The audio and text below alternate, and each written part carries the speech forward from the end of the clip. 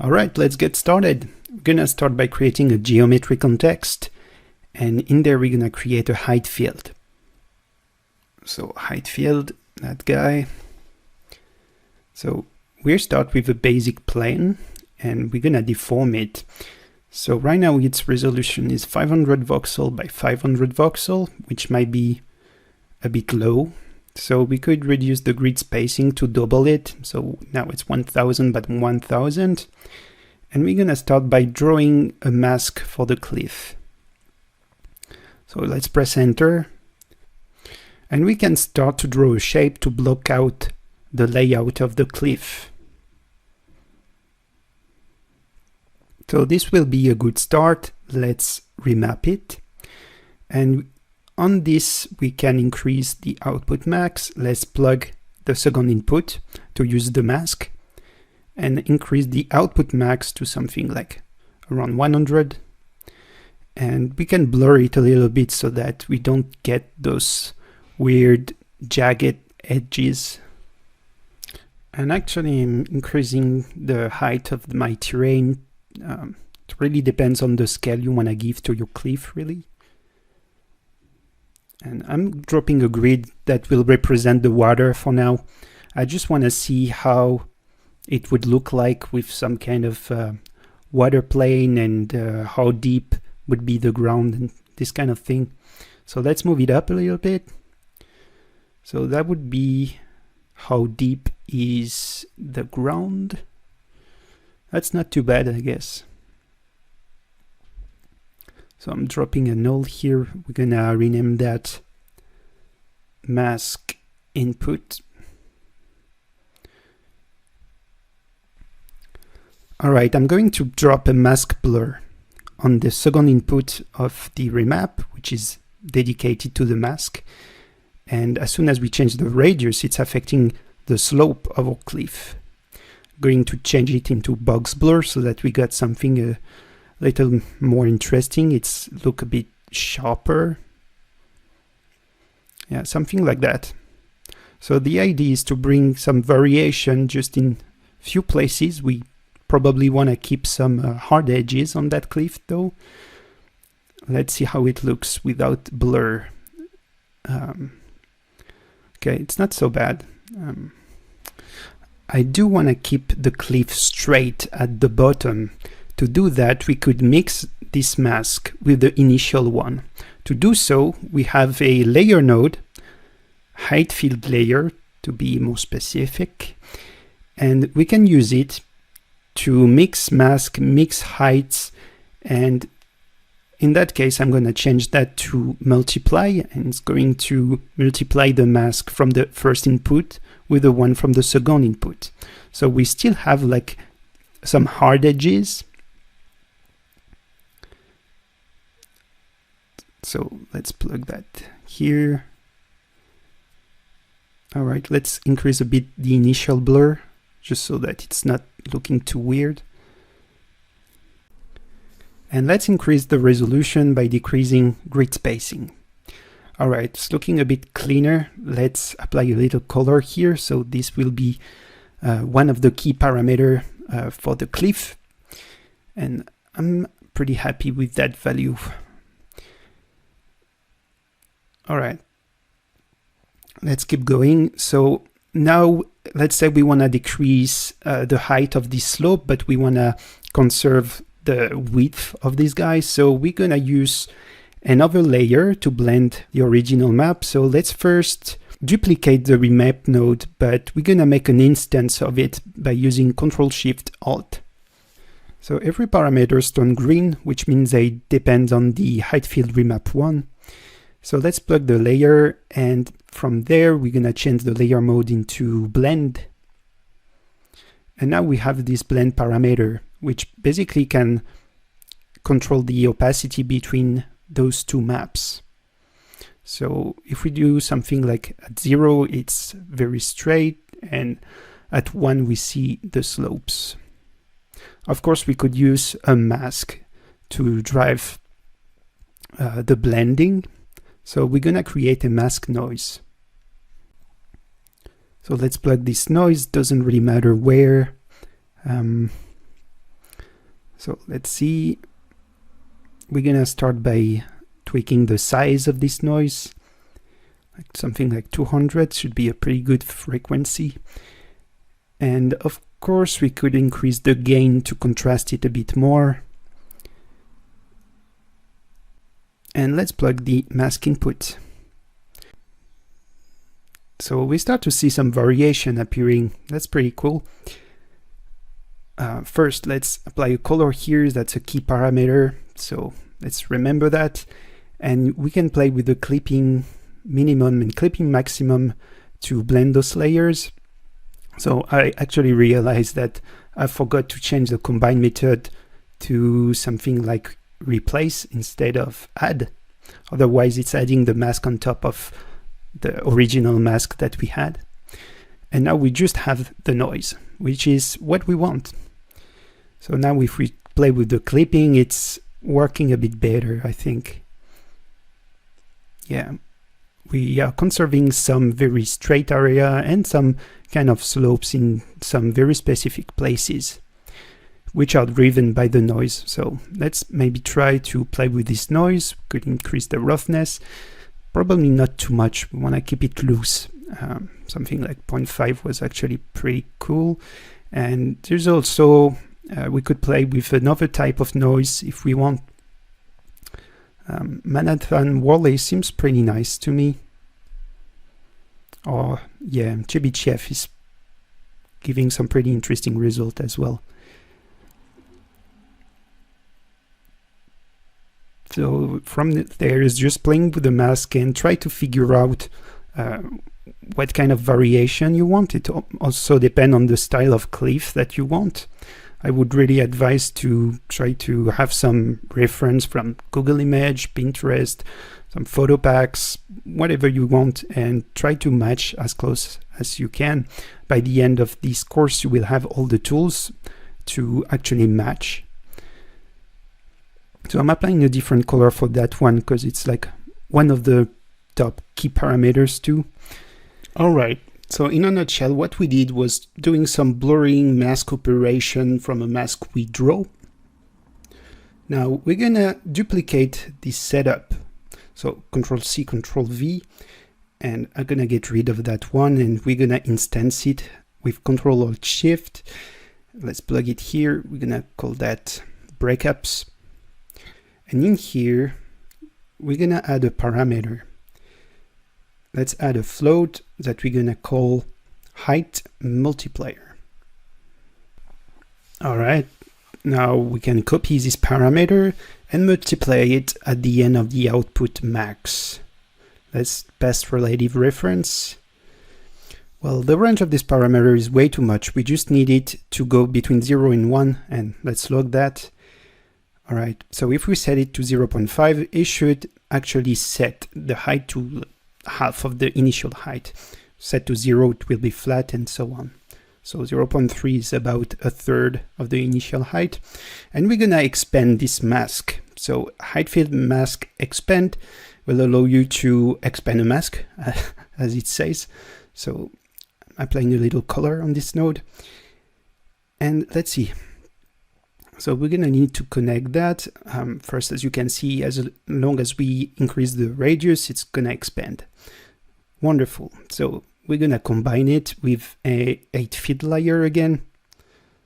Let's combine that and let's see. So we're gonna switch the layer mode to add, or no, actually, let's set that to maximum so that we conserve the initial height and we don't change that.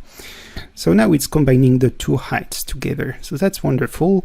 If we change the height multiplier, we see how it is affecting our cliff. I'm gonna keep it high, pretty high for now, and we're gonna reduce a bit the expansion. So you see how we can actually create some interesting breakups. Of course, we don't want this to apply everywhere. So I'm gonna, I don't know, let's call that mask breakup level 2.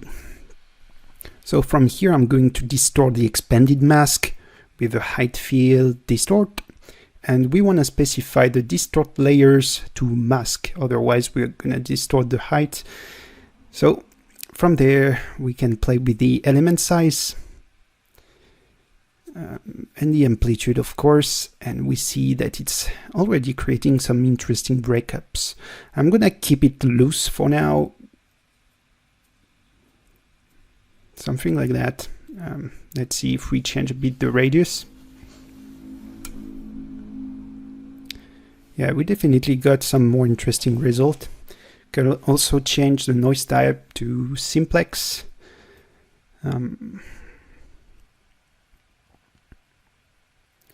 Alright, my goal is mostly to get some interesting slopes so that it's not completely straight everywhere and we got different layers inside our cliff. Yeah, that will do. Let's add another layer of distortion actually. So that's what is great, is that we can just copy the node and maybe switch the noise type to curl and set a lower size for this layer, and it's creating some pretty cool detail. I wouldn't call that detail, but some interesting features. Can change the max octave if we want to reduce or simplify a bit the shapes. Yeah, like see, max octave to 2 or 3 is giving something a bit more simple. How I usually do is I try to keep things loose and simple at the beginning and add in details, add complexity as I go. Right, something like that. So I'm going to duplicate the height control that we did, and this one actually I'm gonna reduce it to something at 0.4. So from there, you know the drill, we're gonna combine those two heights together. So let's add a height fill layer, and first input is the original height, the second one is the half height, and let's add a mask to blend those. So first I'm gonna redirect that properly, and let's plug the mask. So let's not forget to switch that to replace, and we're gonna contrast it like so, and change the element size. Okay, that should bring enough variation. So if we check out what this layer look like, we got more variation, I would say, in terms of height, and it's looking a bit too detailed. So I'm gonna reduce the max octave, probably the roughness. Well, that's not bad. Let's check that.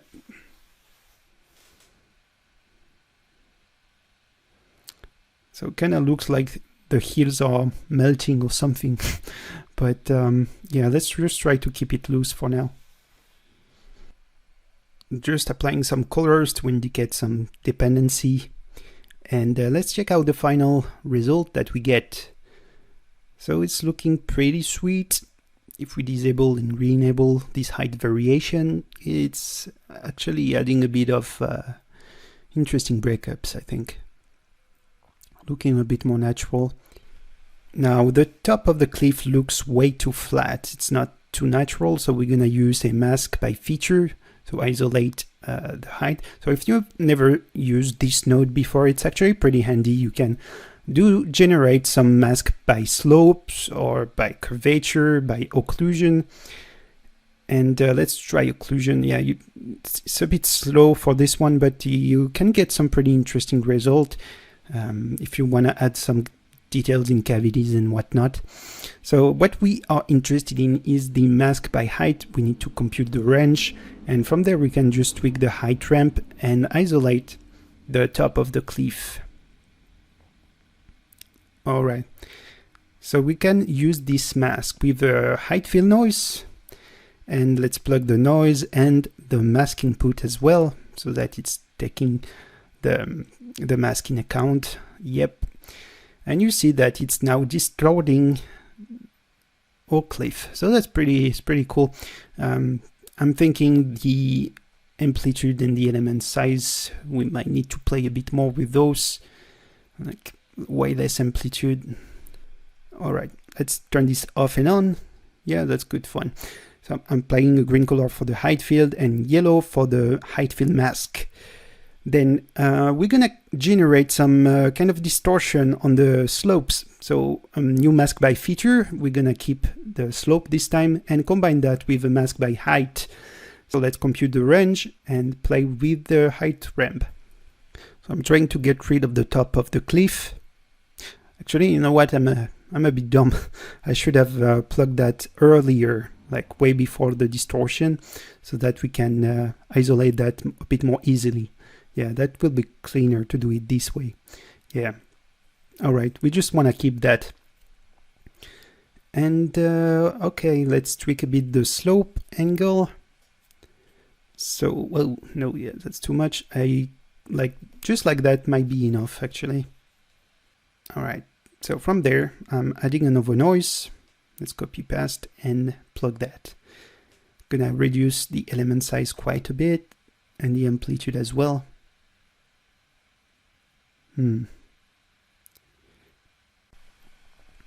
All right, the mask might be a bit too sharp, so I'm gonna make some room and add a height fill mask blur. Probably about this level. Height fill mask blur. Let's drop that and connect it and reduce this parameter. So it looks softer for sure. I think that could help. Yeah, we are getting rid of the weird edges that we had. Let's apply that in yellow.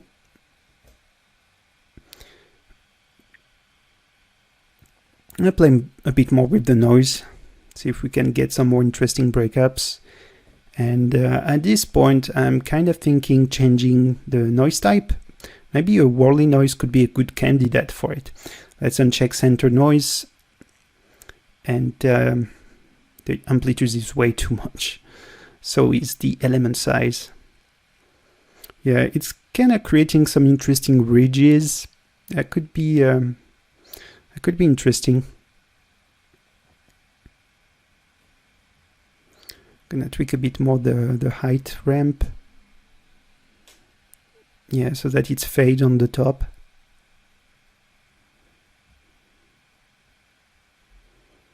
Yeah, see how it's fading toward the top? I think it's a bit more subtle.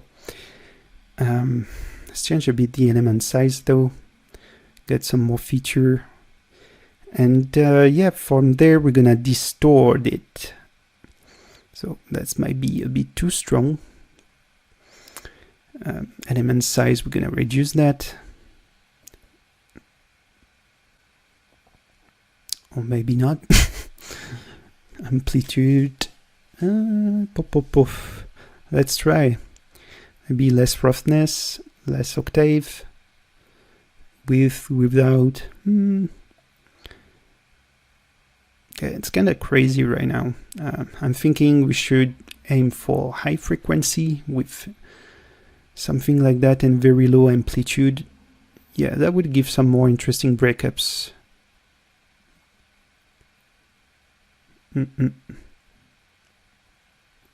Oh no. Yeah, I don't want it to be too spiky. Yeah, something like that. I'm pretty happy with it. Let's see how it looks with all the noise and stuff. Yeah, it can start to feel like a legit cliff now. Let's clear the mask. Yeah, it's definitely a good base, I think.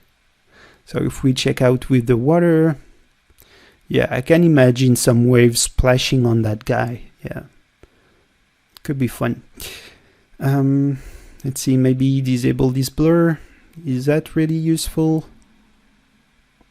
Probably not. Let's get rid of it. All right, let's make some room. And we're gonna create a height fill mask by noise. So I wanna create some smoother area on the slopes. So we're gonna generate a mask to filter all this noise and distortion that we brought on the slopes. So let's first figure out the mask for this noise, something like that probably. And let's set the combine method to Yeah, I guess replace, that would work. Otherwise, you can just use the multiply if you don't connect the mask input. That would work too. Okay, so let's plug the height fill distort. And yeah, we got some smooth area, some more broken up stuff. So that's looking pretty sweet. I'm gonna change a bit the frequency. Yeah, definitely it's adding a bit more scale if we keep some kind of smooth area. It's like, let some area where you can breathe. Maybe there will be some grass on this stuff when it comes to shaders. So it's important to bring variation in what you do, so that we get some more like rocky, spiky area, some smooth area where you can put some grass and stuff. Okay, let's see. Definitely looking better. All right, I'm gonna create some backdrops. So that would be the mask for the slopes. And I'm gonna, yeah, oh yeah, that's sounds good. Gonna call that mask detail breakups. Let's move that and create another backdrop. That one would be the top noise deformation. Well, that's not really a deformation, that's more like a displacement, but whatever. Let's get rid of it. And yeah, let's apply some colors. Gonna create another backdrop here, another one here. Just keep everything clean and tidy. So that would be the mask input. While here we're gonna have the main cliff layer, and that would be the secondary cliff layer. And of course we can duplicate this section and add multiple layers on our cliff. So maybe we'll do that in the next lesson.